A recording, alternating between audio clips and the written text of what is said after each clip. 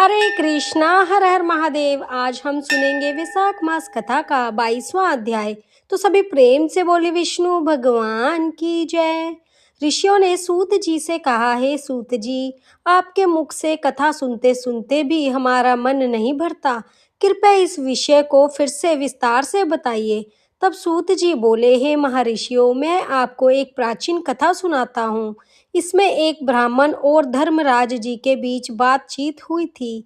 एक समय एक ब्राह्मण ने धर्मराज जी से पूछा, हे धर्मराज जी, आप धर्म और अधर्म का सही निर्णय जानते हैं, कृपया बताइए, कौन से कर्म करने से मनुष्य नरक में जाता है और कौन से कर्म करने से स्वर्ग प्राप्त करता है। धर्मराज जी बोले, हे ब्राह्मण, जो मनुष्य मन, वाणी और कर्म से धर्म से दूर रहता है, भगवान विष्णु की भक्ति नहीं करता, ब्रह्मा शिव और विष्णु से मतभेद करता है, दूसरों की जमीन, आजीविका, घर और सुख छीनता है, वे निश्चय ही नरक में जाता है। जो लोग भूखे ब्राह्मण को दरवाजे पर देखकर भी भोजन नहीं देते, गरीब, अनाथ, रोगी और भक्तों पर दया नहीं करते, वे भी नरक के अधिकारी होते हैं। जो व्यक्ति कोई व्रत या नियम लेकर उसे पूरा नहीं करता, वह भी नरक में जाता है। इसलिए जो नियम लो उसे पूरा करना जरूरी है। लेकिन जो मनुष्य भगवान विष्णु का ध्यान, पूजन और स्मरण करते हैं, वह सीधा भगवान के धाम को प्राप्त होते हैं। यह सदा सत्य है। धर्म जी कहते हैं, भगवान के गुणों का कीर्तन ही सबसे शुभ काम है। यही असली धन है और यही जीवन का सच्चा फल है। जैसे सूरज निकलते ही अंधेरा खत्म हो जाता है, वैसे ही भगवान विष्णु का नाम लेने से सारे पाप खत्म हो जाते हैं। जो लोग रोज श्रद्धा से भगवान की कथा सुनते हैं, नाम जप करते हैं, वे स्वर्ग को प्राप्त होते हैं। जो वासुदेव नाम का जप करते हैं, भले पहले पापी रहे हों, फिर भी यमदूत उनके पास नहीं आते। धर्मराज जी कहते हैं, भगवान के कीर्तन से बड़ा कोई प्रायश्चित नहीं है। जो मनुष्य मांगने पर खुश होकर दान देते हैं, मीठा बोलते हैं, दान का घमंड नहीं करते, वे स्वर्ग जाते हैं। जो दिन में आलस छोड़ते हैं, दुख सहन करते हैं, जरूरतमंदों को आश्रय देते हैं, दुश्मनों से भी बुरा नहीं बोलते, वे भी स्वर्ग जाते हैं। जो पराई स्त्री से दूर रहते हैं, मन, वाणी और कर्म को शुद्ध रखते हैं, वे स्वर्ग के अधिकारी होते हैं। जो व्यक्ति दयालु, उपकारी, सच्चे आचरण वाले होते हैं, वही सच्चे स्वर्ग के योग्य हैं। जो अपने जीवन में इन चीजों से बचते हैं, क्रोध, लोभ, काम, बुरी संगति, वे निश्चित रूप से स्वर्ग प्राप्त करते हैं।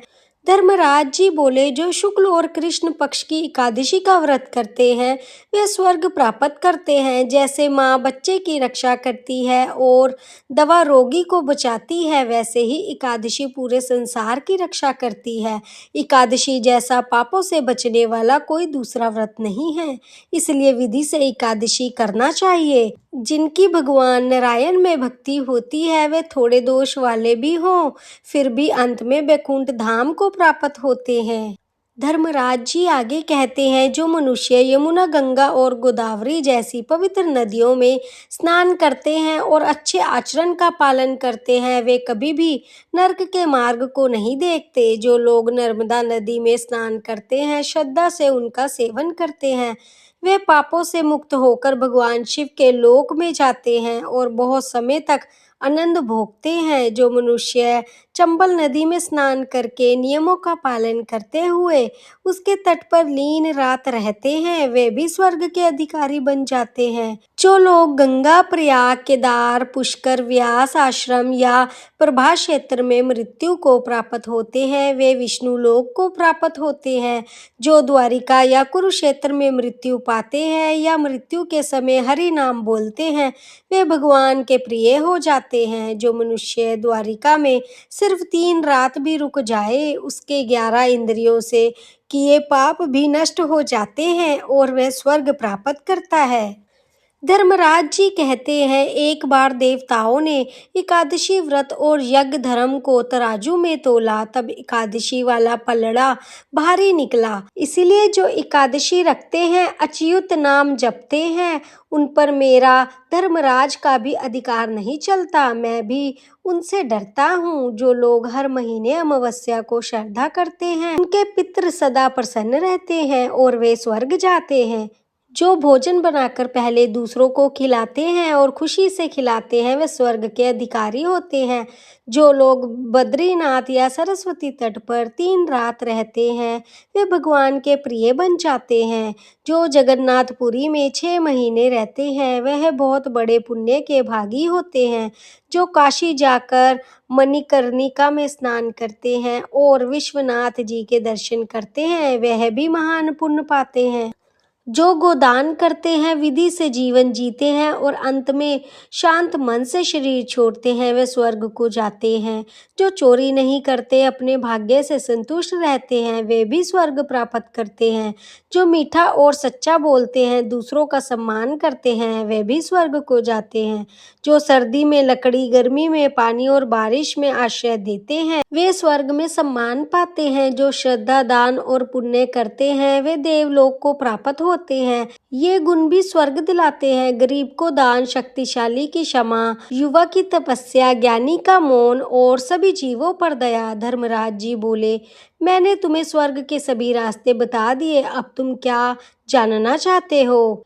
ब्राह्मण ने प्रश्न करके पूछा, हे धर्मराज जी, विशाख महीने में स्नान करके भगवान माधव की पूजा कैसे करनी चाहिए, इसकी विधि बताइए।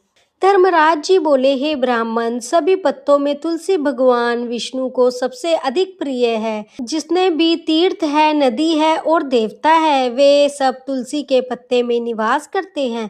इसीलिए तुलसी सदा भगवान को प्रिय है। कमल या अन्य फूल ना हो तो भी केवल तुलसी से भगवान की पूजा करनी चाहिए। इसके पुण्य का पूरा वर्णन ब्रह्मा जी भी नहीं कर सकते। बिना स्नान किए तुलसी नहीं तोड़नी चाहिए, वरना पूजा का फल नहीं मिलता। जैसे हरण कई रोगों को दूर करती है, वैसे ही तुलसी पाप, दुख और दरिद्रता को दूर करती है। काले या हरे किसी भी रंग की तुलसी हो, उससे भगवान की पूजा करने वाला व्यक्ति भगवान का भक्त बन जाता है। जो पूरे वैशाख महीने में सुबह, दोपहर और शाम तीनों संध्या में तुलसी से भगवान की पूजा करता है, उसका फिर जन्म नहीं होता। अगर फूल पत्ते ना मिले तो अनाज, धन, गेहूं, चावल, जौ से भी पूजा कर सकते हैं।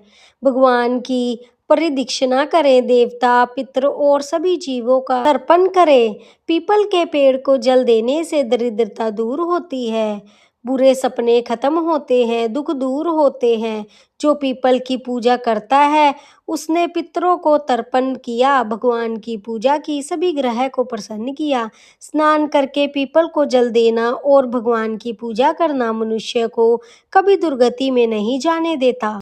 जो सब नियम नहीं कर सकते, वे केवल वैशाख के त्रयोदशी, चतुर्दशी, पूर्णिमा इन तीनों दिनों में स्नान कर ले तो भी सभी पाप नष्ट हो जाते हैं और स्वर्ग मिलता है। जो व्यक्ति वैशाख में ब्राह्मणों को भोजन कराता है, तिल और मधु का दान करता है, उसके जीवन भर के पाप नष्ट हो जाते हैं। जो वैशाख पूर्णिमा को मटका जल का घड़ा, पकवान या सोना दान करता है, उसे अश्वमेध यज्ञ का फल मिलता है। धर्मराज जी बोले, अब मैं तुम्हें एक पुरानी कथा सुनाता हूँ। बहुत समय पहले धन शर्मा नाम का एक ब्राह्मण था। वह बहुत पवित्र था। एक दिन वह जंगल में गया। वहाँ उसने 3 भयानक प्रेत देखे। उसके बाल खड़े थे, आंखें लाल थी, शरीर सूखा और डरावना था। धन शर्मा डर गया और बोला, तुम कौन हो? तुम्हें यह दुखद स्थिति कैसे मिली? मैं भगवान विष्णु का भक्त हूँ, मेरी रक्षा करो। उसने भगवान विष्णु का गुणगान किया। जैसे ही प्रेतों ने भगवान का नाम सुना, उसका मन बदल गया। वे शांत और दयालु हो गया। उन्होंने कहा, हे ब्राह्मण, तुम्हारे दर्शन और भगवान का नाम सुनकर हमारा पाप कम हो गया है। अब उन्होंने अपना परिचय दिया। यह पहले जन्म में सुदास था, हमेशा उपकार भूलता था, इसलिए कृतधन बना और प्रेत योनि में गिर गया। धर्मराज जी बोले, कृधनता का कोई प्रायश्चित नहीं होता। यह पहले एक राजा था, हरिवीर, बहुत अहंकारी था, देवताओं की पूजा नहीं करता था, ब्राह्मणों को दान नहीं देता था, इसीलिए नरक भोगकर प्रेत बना। तीसरा प्रेत, यह सबसे बड़ा पापी था। पहले जन्म में ब्राह्मण गौतम था, लेकिन विशाख में स्नान नहीं किया, दान नहीं किया, भगवान की पूजा नहीं की, इसीलिए अब प्रेत बन गया। उसने कहा, हमारा उद्धार करो, मेरा एक पुत्र है धन शर्मा, उसे जाकर यह सब बताओ। उसने कहा, दूसरे के लिए काम करने वाला सबसे बड़ा पुण्य पाता है। धर्मराज जी बोले, यह सुनकर धर्म शर्मा दुखी हो गया। उसने समझ लिया कि यह उसका ही पिता है। वह पछताने लगा और सोचने लगा, अब मुझे क्या करना चाहिए। आगे क्या हुआ, धन शर्मा ने क्या किया, यह हम अगले अध्याय में सुनेंगे। आज का अध्याय यहीं पे समाप्त होता है। तो सभी प्रेम से बोलिए विष्णु भगवान की जय।